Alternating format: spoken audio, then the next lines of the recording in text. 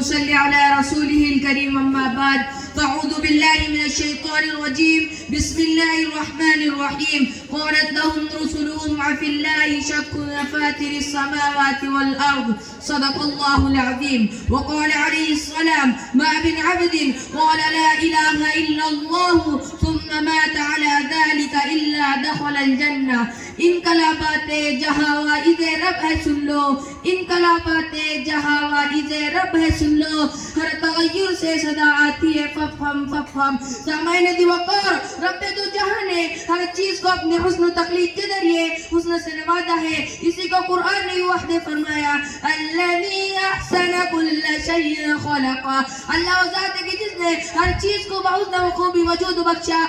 کائنات کا اس سب سے پہلی چیز ہے جو صاحب ذوق انسان کو اپنی طرف متوجہ کرتا ہے اس کائنات کا ہر جزو حسن کا اظہار ہوتا ہے ارے یہ بھی تو ہو سکتا تھا مگر کائنات تو تھی مر اس پر حسن و جمال کا نقاب نہ ہوتا درخت تو تھے مر چاکوں کی ترتیب اور پھولوں کا رنگا رنگی نہ ہوتی زمین تو تھی مر اس پر ندی نالوں کی خوبصورتی باغ اور چمن کی دلکشی نہ ہوتی پھول تو ہوتے مر سبزے کی چادر نہ ہوتی بلبل تو ہوتا مر اس کی مسکی نہ ہوتی ستارے تو ہوتے مر ان کی جگمگاہٹ نہ ہوتی انسانی علم وہ نظر آج تک اس سوال کا جواب نہیں دے سکے کہ یہی تخلیق کے ساتھ اس میں کیوں ضروری ہے مگر قرآن اس کا جواب دیتا ہے سب کچھ اس لیے ضروری ہے کہ انسان اس نے کائنات کا مشاہدہ کرے اور بے اختیار پکار اٹھے فتبارک اللہ احسن الخالقین دوستو دنیا والے سوال کرتے ہیں اللہ ہمیں نظر نہیں آتا ہے تو ہم اللہ کو آخر کیوں اور کیسے مانے میں کہتا ہوں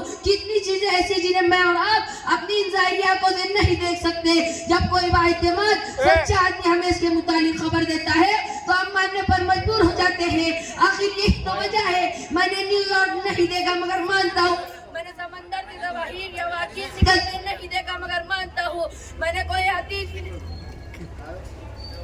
کون سا یہ اورنج پن کو ہلاؤ اورنج پن سر یہ اورنج ادھر کی ہاں میں نے کوئی حدیث ہلاؤ اس کو نکال کے لگا اس کو واپس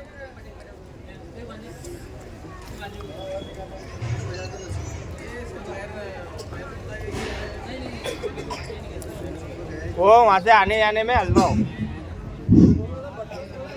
میں نے کوئی حقیقی چیزوں کو نکلتے نہیں دیکھا مگر مانتا ہوں میں کیوں مانتا ہوں آپ سب کیوں مانتے ہیں صرف اس لیے مانتے ہیں کہ ہم نے ان کے وجود کے متعلق بااعتماد لوگوں سے اتنا سنا کہ تسلیم کرنے پر مجبور ہو گئے سامعین اکرام ذرا غور فرمائیے ہم ان دیکھی چیزوں کے وجود کو عام لوگوں کے کہنے پر تسلیم کرتے ہیں تو جس خدا کے وجود کی گواہی لاکھوں سچے انسان دے جس کی وجود کی گواہی کائنات کا ذرہ ذرہ دے جس کی وجود کی گواہی ارض و سما دے جس کی وجود کی گواہی بارہ دے جس کی وجود کی گواہی شمس و قمر دے جس کی وجود کی گواہی شجر و حجر دے جس کی وجود کی گواہی ارواح انسان دے جس کی وجود کی گواہی آدم کا بھیڑا دے جس کی وجود کی گواہی روح اللہ دے جس کی وجود کی گواہی نبیوں کا سرکین دے سچوں کا سردار دیانتداروں کا سپہ سالار جس کی کہنوں پر اس کے دشمنوں کی یقین